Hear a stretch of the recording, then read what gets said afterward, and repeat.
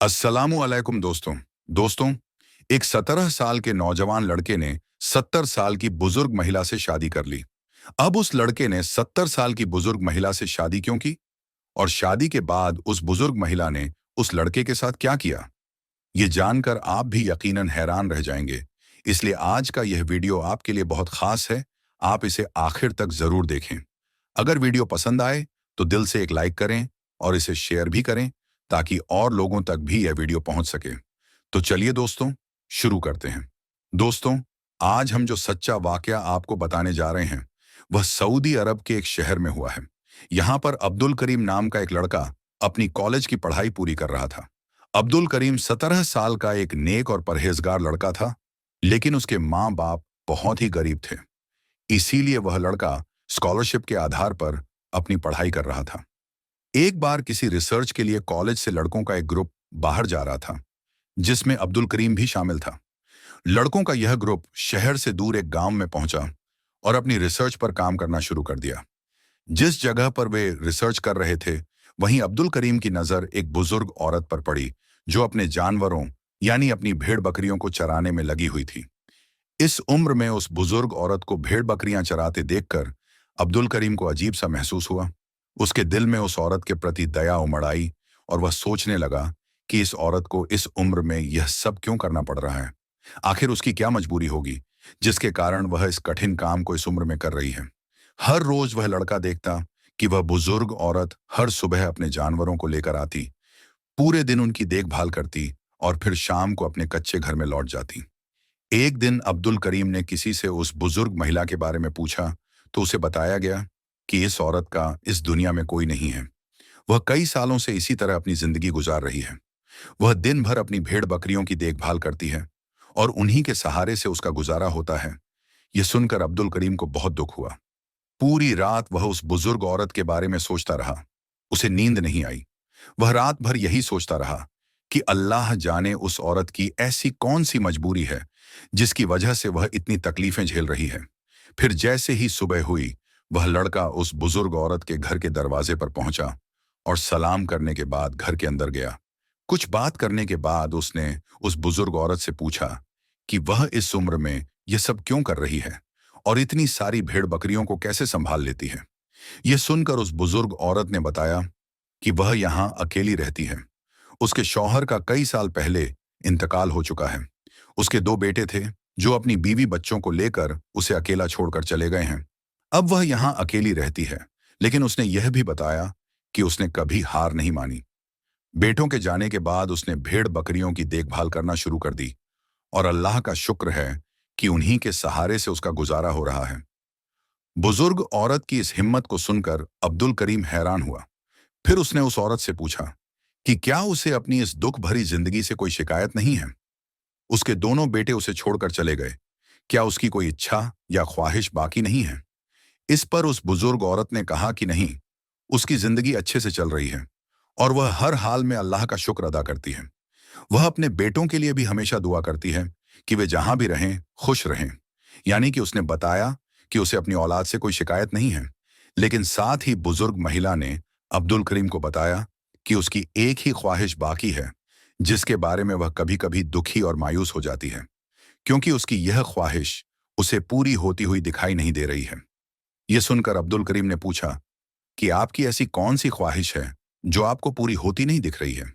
तब बुजुर्ग औरत ने बताया कि उसकी ख्वाहिश है कि वह मरने से पहले अल्लाह के घर काबा शरीफ की जियारत करना चाहती है, लेकिन वह इस सफर पर अकेले नहीं जा सकती क्योंकि उसके पास कोई महरम नहीं है और न ही इस बुढ़ापे में उसे कोई साथ ले जाने वाला है। अब्दुल करीम बुजुर्ग औरत की यह ख्वाहिश सुनकर दुखी हो गया और अपने घर वापस आ गया।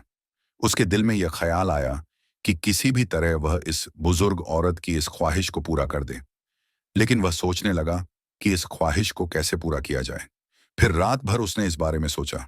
उसने सोचा कि अगर वह इस बुजुर्ग महिला से निकाह कर ले तो उसकी यह ख्वाहिश पूरी हो सकती है, फिर चाहे वह बाद में उसे तलाक दे ही क्यों ना दे। इसलिए उसने सोचा कि इस बारे में पहले किसी मुफ्ती या आलिम से पूछना चाहिए कि क्या ऐसा करना जायज है या नहीं। अगले दिन सुबह वह एक आलिम के पास गया और उन्हें सारा वाकया बताया और अपना मकसद समझाया। लड़के की बात सुनकर आलिम ने कहा कि ऐसा करना बिल्कुल जायज है। वह ऐसा कर सकता है, इसमें कोई हर्ज नहीं है।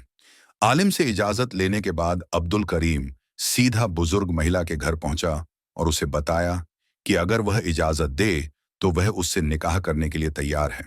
निकाह के बाद वह उसकी ख्वाहिश को पूरा कर सकता है। वह अल्लाह के घर की जियारत कर सकती है और अपने महरम के साथ उमराह के सफर पर जा सकती है। बुजुर्ग औरत यह सुनकर बहुत खुश हुई और निकाह के लिए राजी हो गई। फिर अब्दुल करीम ने उस बुजुर्ग औरत से निकाह कर लिया और निकाहनामा बनवा लिया। बुजुर्ग औरत ने अब्दुल करीम को कुछ पैसे भी दिए और बताया कि वह इन पैसों को इसी मकसद के लिए जमा कर रही थी। इसके बाद वह दोनों उमराह के सफर पर मक्का और मदीना पहुंच गए। दोस्तों, इस तरह से अब्दुल करीम ने उस बुजुर्ग औरत की ख्वाहिश को पूरा कर दिया। वह उसे अपने साथ उमराह के सफर पर ले गया, उसे अल्लाह के घर की जियारत करवाई और उमराह अदा करवाया। वापस आने पर अब्दुल करीम ने बुजुर्ग औरत से कहा कि अब उसका मकसद पूरा हो गया है और अगर वह चाहे तो वह उसे तलाक दे सकता है। लेकिन इस पर उस बुजुर्ग औरत ने कहा कि इसकी कोई जरूरत नहीं है। वह उसे तलाक न दे, बल्कि उसे ऐसे ही छोड़कर वापस चला जाए और जाकर अपनी पढ़ाई पूरी करे। साथ ही बुजुर्ग औरत ने उस लड़के से कहा कि उसकी जिंदगी की सबसे बड़ी ख्वाहिश तुम्हारी वजह से पूरी हुई है। तुम्हारी वजह से मुझे इतनी खुशी मिली है, इसलिए मैं हमेशा तुम्हारे हक में दुआ करती रहूंगी। इस तरह से वह लड़का बुजुर्ग औरत से दुआ लेकर वापस अपने कॉलेज आ गया और अपनी पढ़ाई पूरी करने लगा। कॉलेज में उसके दोस्तों ने उससे मजाक में पूछा कि वह कहाँ था। तब उसने उन्हें पूरा किस्सा बता दिया और कहा कि जैसा वे सोच रहे हैं वैसा कुछ भी नहीं है। उसने यह सब सिर्फ उस बुजुर्ग औरत की ख्वाहिश को पूरा करने के लिए किया था। खैर, इसके बाद 2 साल बीत गए और अब्दुल करीम की पढ़ाई पूरी हो गई। फिर उसे उस बुजुर्ग औरत का ख्याल आया और उसने सोचा कि उसे जाकर उसकी खैर खबर लेनी चाहिए। यही सोचकर वह फिर से उस गांव की तरफ चल पड़ा। जब वह बुजुर्ग औरत के घर पहुंचा तो उसने देखा कि घर के दरवाजे पर ताला लगा हुआ है। उसने पड़ोसी से उसके बारे में पूछा तो उन्होंने बताया कि कुछ दिन पहले उसका इंतकाल हो चुका है। घर की चाबी और एक खत उसने तुम्हारे नाम पर छोड़ दिया है। फिर अब्दुल करीम चाबी और खत लेकर घर के अंदर गया और खत को पढ़ने लगा। खत में बुजुर्ग औरत ने अब्दुल करीम का शुक्रिया अदा करते हुए लिखा था कि वह उसका यह एहसान मरने के बाद भी हमेशा याद रखेगी, क्योंकि जहां उसके अपने उसे मरने के लिए अकेला छोड़ गए थे, वहां तुमने उसका साथ दिया और तुम्हारी वजह से उसकी सबसे बड़ी ख्वाहिश भी पूरी हुई। वह इस एहसान का बदला नहीं चुका सकती, लेकिन वह अपनी सारी संपत्ति और जायदाद तुम्हारे नाम करके जा रही है, जिसके सारे कागजात अलमारी में रखे हैं। ये पढ़कर अब्दुल करीम बहुत हैरान हुआ और उसकी आंखों में आंसू आ गए। फिर उसने आंसुओं के साथ अलमारी खोली और उसे एक फाइल मिली जिसमें बहुत सारे कागजात थे। वह लड़का यह नहीं जानता था कि वह औरत इतनी मालदार है। वह तो उसे गरीब समझ रहा था। जब उसने कागजात देखे तो उसे पता चला कि समुद्र किनारे उसका एक घर है जिसे उसने उसके नाम कर दिया है। यह देखकर लड़के को बहुत दुख हुआ और वह रोने लगा, ये सोचते हुए कि उसने उस बुजुर्ग औरत का ख्याल क्यों नहीं रखा। उसने 2 सालों तक कभी उसका हाल तक क्यों नहीं पूछा। खैर दोस्तों, इसके बाद अब्दुल करीम समुद्र किनारे अपने नए घर पहुंचा और वहां पहुंचकर वह बहुत हैरान हुआ। उसने कभी सोचा भी नहीं था कि उसे इतनी दौलत एक साथ मिल जाएगी। जब उसने जानकारी हासिल की तो उसे पता चला कि उस घर की कीमत 3 मिलियन रियाल है।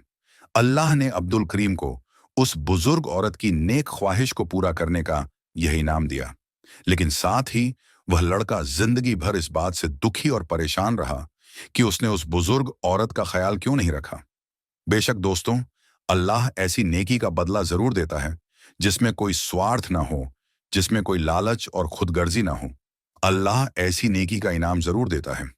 हम अल्लाह से दुआ करते हैं कि वह हम सभी को भी नेक और अच्छे काम करने की तौफीक दे। आमीन, अल्लाहुम्मा आमीन। हुम्मा